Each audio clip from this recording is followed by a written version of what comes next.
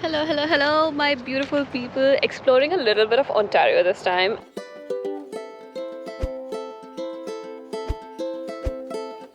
And right now I am in Huntsville, Muskoka. And this video is going to be your full-fledged guide to visit Muskoka, Algonquin, Arrowhead, and everything you need to know will be covered here. So tag along with me as I take you for a nice little weekend getaway from Toronto and show you a little bit of cottage country in off-season. Here are the video chapters and what you can expect from this vlog. Jump ahead to the relevant section if you feel like, or keep watching.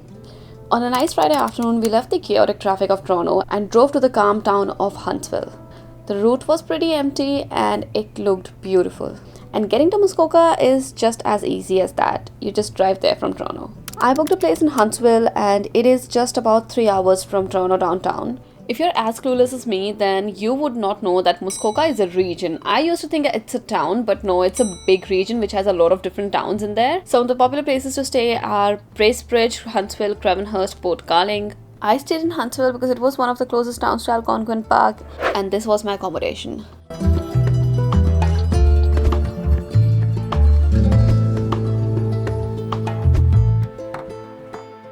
The name of this accommodation is Hidden Valley Resort, and although it is one of those high-end resorts in Huntsville, and I normally do not book these kind of places, but actually I didn't really pay that much for this place. I had accumulated a lot of points through my credit card, and when I was booking this place, I could actually book the whole stay through those points. So basically I just paid like 20% of the whole price, and if you have any credit card and if you're accumulating points, just go through their portal and see if you can bag a good deal, because this one was pretty amazing. So where we are staying right there, it's right next to a lake, and there are no people right now. I think the tourist season is over, so it is so quiet. And you can hear the insects and the birds chirping, and I absolutely love it. I think this is why I like traveling off season or shoulder season, because there are not so many people to barge in and take a spot to take pictures. It gets insane. I really love this. Cheers to another set of winters. Rest of the night was pretty quiet and chilled out. We had some drinks and our makeshift cheese and crackers and called it a day.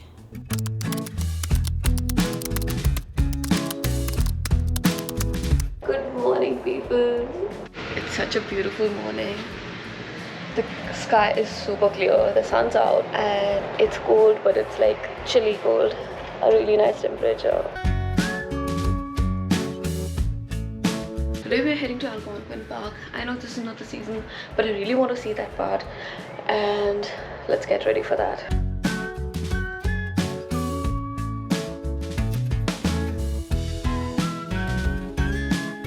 Oh shit! All of this is frozen. Oh, Zen.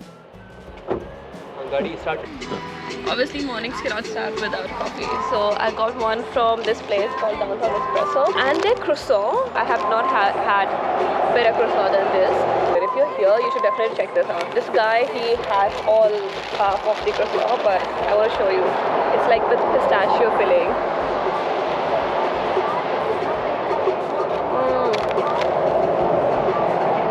Walter. Hi, good morning.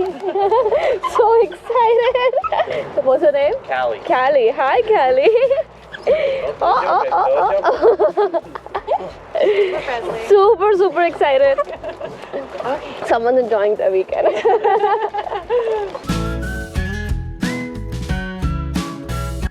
Okay, a few things to remember if you're in Algonquin. It is a massive park. The closest towns that you can stay at is Huntsville, that's where I'm staying, or in Algonquin Park is Whitney. Huntsville is about 30 minutes to the Algonquin Park's west gate, and to access Algonquin Park, you need a day pass. The daily vehicle parking pass is for $21. You can buy it online. I got it online, and it just looks like this. You can also come to the visitor center and buy it, a lot of people were doing that. However, if you're coming in peak season, make sure you have the pass because they get sold out. When I was looking for October, the passes were sold out. But make sure you are getting the right pass. If you are entering from Huntsville, you get to access the Highway 60 corridor of the park, and you need to get the pass for that part. If you go to other parts of the park and find out what that area is and get the parking pass for that area. You don't get a parking pass for all of Algonquin. These are separate parts because remember, Algonquin is massive. So I entered through the west gate of the park, which is just 30 minutes from Huntsville, and I went on a lot of trails along the Highway 60 corridor. The first one was Whiskey Rapids. It's a pretty flat, easy 2.1 kilometer loop trail where you walk along the Oxton River and you can just see the scenery around Algonquin. It's well marked, not really challenging. It's a pretty cool trail, but I would still recommend wearing good shoes because when I went there, it had just rained the night before and the path was pretty slippery in a few sections. And pro tip, get a map of the area you're visiting because there were patches where there was no signal. Moving on, next we headed to Spruce Bog Boardwalk. Now I am at the easiest walk ever in Algonquin. This place is wheelchair accessible, kids friendly, and like every single person with no hiking experience can do this. It's like the easiest walk. It's flat, 1.5 kilometers loop, and just takes about like 45 minutes. And someone told us that they saw a family of moose here. So we were like, okay, we have to do this. I was going to skip this one, but then I was like, okay, if we can spot moose, I would definitely do it.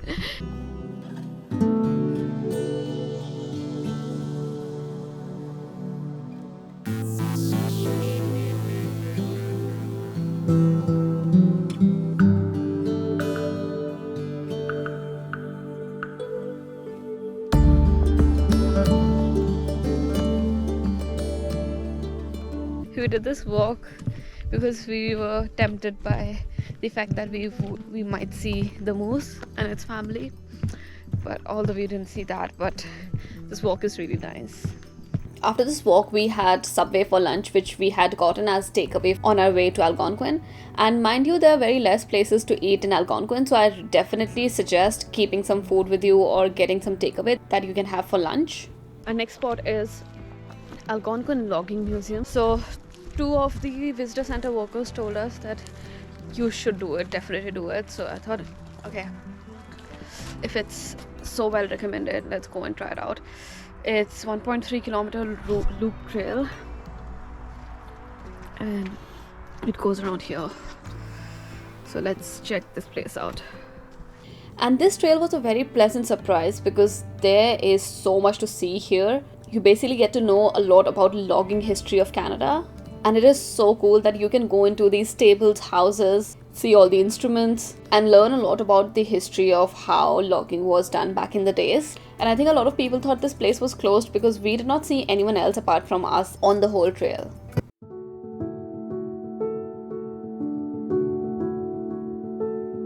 This is so cool.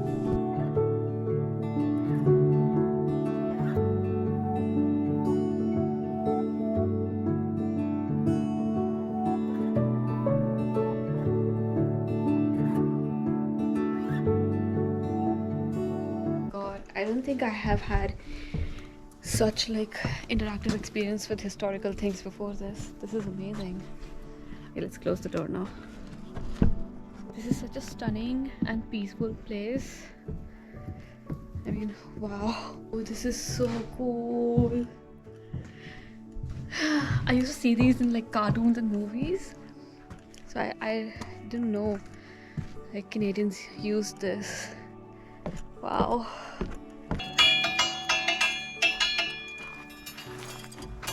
It's a little scary. It's like we are the only people here and these are abandoned houses.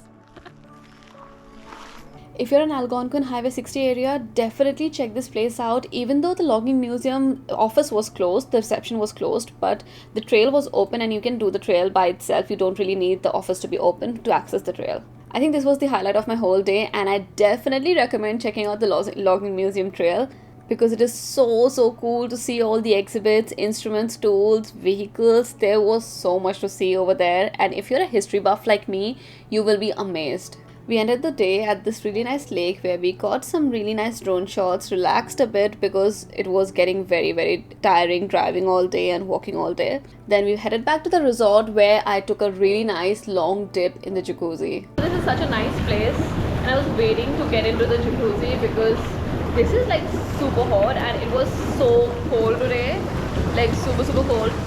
And I was like, by the end of it, I wanted to just get in here and relax a little bit. And this is such a nice spot because I'll show you. There, that's the pool, which I don't think I can go anymore in. but after that is the lake. So if you just see from here. The next morning before heading out to Toronto, we stopped at Arrowhead Provincial Park, which is a smaller provincial park and super accessible from Huntsville. I had not really done any research for this one, so we headed straight to the visitor center, got our daily vehicle permit, which was again $21, and got recommendations from the staff about what we can do in the park if we have like half a day.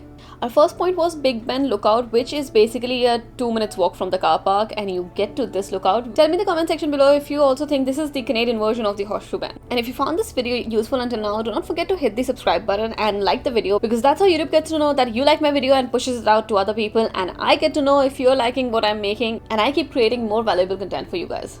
I also flew my drone around here because I thought I need to capture this place from an aerial view and give you that perspective as well, and look at how amazing it turned out.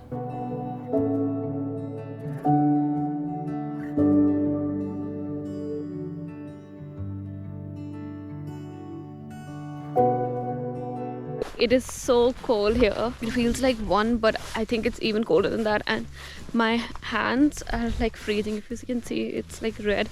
I've put feet warmers in my shoes and it's just insane. It's super cold right now. I know that did not stop us from exploring the trails, so we put on more winter accessories and headed to our next spot, which was Stubbs Falls.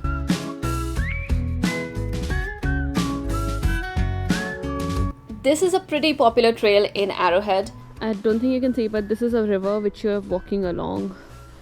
And I can hear the waterfall now. I think we are close by. It's a very short trail. Nothing too crazy, nothing too demanding. Flat, pretty much. I saw a lot of families do it with like very young kids. So it's a trail for everyone, I guess. It's a 2.6 kilometer loop trail that takes you on this bridge where you can actually see the waterfall flowing underneath it. To be honest, once I saw the waterfall, I was a little underwhelmed because, I mean, it is not that amazing. Even the trail wasn't that great. Maybe it looks better in a different season, but when I did it, I don't think it was something that I can recommend someone do. Maybe you can check it out if you don't have really anything to do around this park and you have extra time to spend. There's nothing more. And I can definitely say you can skip it if you don't feel like going. You won't be missing much. The other side of the trail was a little better, but it had just rained, so it was all muddy and slippery. So I would definitely suggest not using this trail, at least this side of it, if it has rained a day before. Mine, I was so underwhelmed by the Provincial Park that I was ready to go back home. But my partner suggested that we should at least do one more trail while we are here, because we don't know when we will come back, so let's just do one more. And then we went on Mayflower Lake Trail, and well, this was the best out of the 3.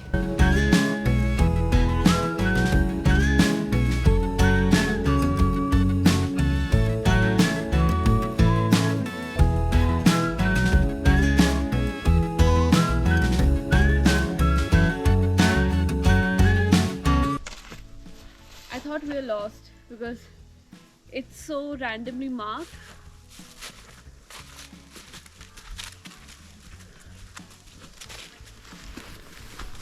This trail wasn't really difficult, but there are sections when you have to go up a mountain and then down a mountain. I initially thought that this is a loop around the lake, but it is not. It's a 3.5 kilometers loop, but it takes you a little bit around the lake and then up a mountain and then back to the car park. But honestly, this was the most exciting trail out of the 3 that I went on today.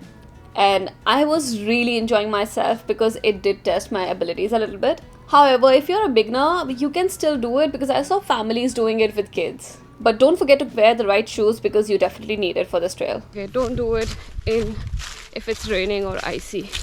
Just don't. And if you're thinking about which is the best season to go here, well, it is definitely not this one.